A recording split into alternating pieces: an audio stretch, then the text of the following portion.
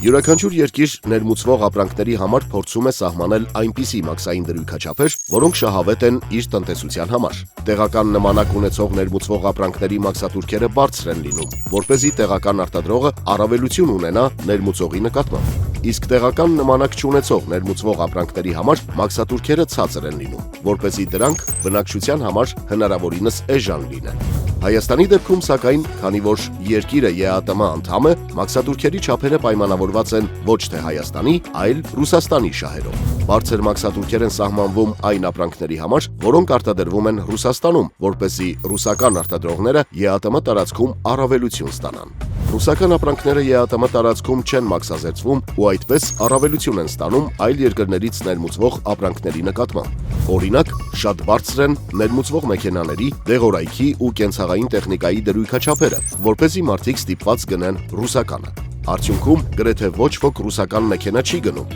ներմուծում են այլ երկրներից, բայց վճարում են բարձր մաքսատուրքեր։ Իրազեկ քաղաքացիների միավորում։